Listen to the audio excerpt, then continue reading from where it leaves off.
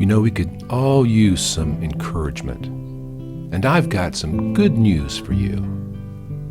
Welcome to 5 Minutes with Mark.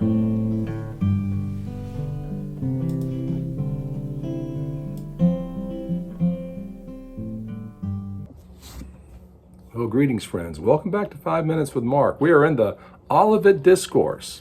That's Jesus's discussion about the end times, answering the question that the apostles ask, when will these happen? When will these things happen? What is the sign that it's all about to come to an end?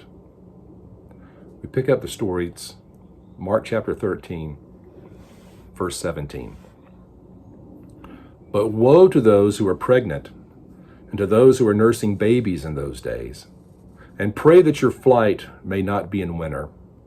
For in those days there will be a tribulation, such as has not been since the beginning of the creation which God created until this time, nor ever shall be. And unless the Lord had shortened those days, no flesh would be saved. But for the elect's sake, whom he chose, he shortened the days.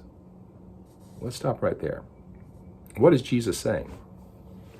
Well, he reminded us last time about the abomination of desolation. He said, here's the key to understanding the timeline.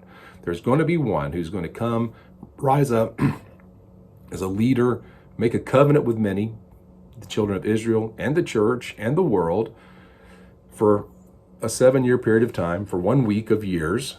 We really go back and study that, Daniel chapter 9, and I encourage you to do that. There's a lot of really good teaching on that.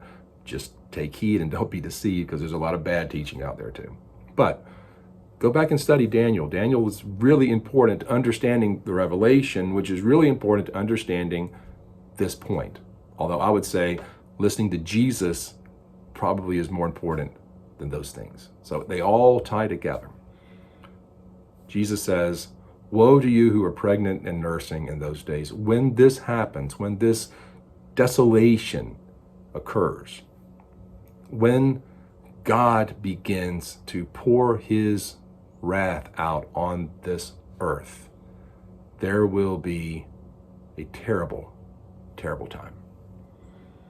In those days, there will be tribulation such as not been since the beginning of creation, nor ever will be. We're not comfortable with this passage. People aren't comfortable with this passage because we've bought into this idea of a pre-tribulation rapture. It's very popular in North American culture, especially. The idea that, well, we get whisked away before any of the bad stuff. Before the really bad stuff happens, we're all going to be whisked away. And how people will explain this is saying, well, but Israel has to endure, and Jesus is talking to Israel here. But is he? Isn't he talking to all the nations? The gospel must first be preached to all nations, chapter 10. That's context for everything else that's going on. And there's nowhere in here that says, well, you're going to get a pass on this really bad stuff. No, he says, he who endures to the end will be saved. We're called to endure. In the midst of this desolation, when things really start getting hard and things really start getting bad, and if you want to see what that's all about, go read Revelation. It'll tell you about the pestilence, the plagues, the violence, the famine, the economic collapse, the wars, ultimately, the culmination of them.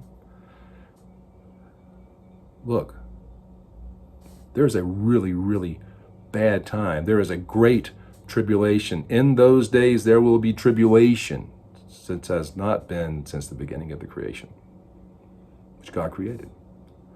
There's going to come a point of time where the wrath of God is going to be poured out on the desolation of man, as man turns his back fully on God. And in the midst of that, there is a remnant. There are the chosen, the elect. That's us. Unless the Lord had shortened those days, no flesh would be saved. But for the elect's sake, whom he chose, he shortened the days. Now, he didn't say Jesus doesn't say, but for the elect's sake, they get whisked away and so they don't have to worry about it. No, he says, look, it's bad. People are dying. A lot of people are dying. A lot of people are suffering, even the elect. For those who are enduring to the end, well, for their sake, the days are shortened. What does that mean? Does that mean that a 24-hour day turns into a 20-hour day?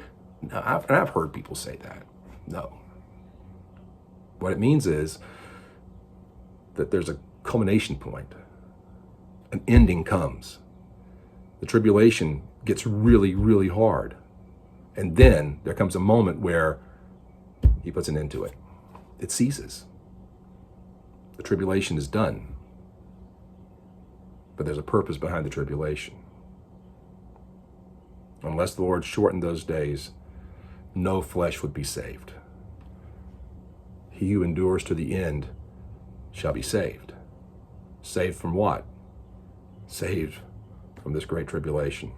Saved from this enormous, painful moment where God pours out his wrath upon the desolation, the consummation of things, as Daniel said.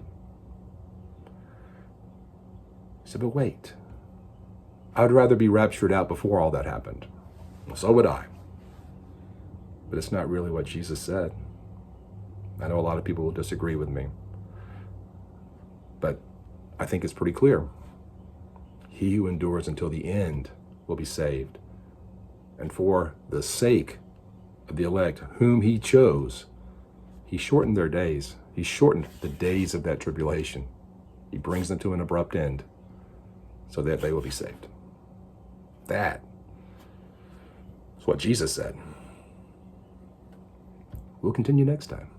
See you. Hey friends, I sure hope you're enjoying this casual stroll through the Gospel of Mark. And if you'd like to know more about me and what I'm doing, check out my website, theeclecticmonk.com. There you'll find all kind of other stuff that I've been doing. And I really hope that you'll share this Bible study with the people around you. Till next time, God bless you.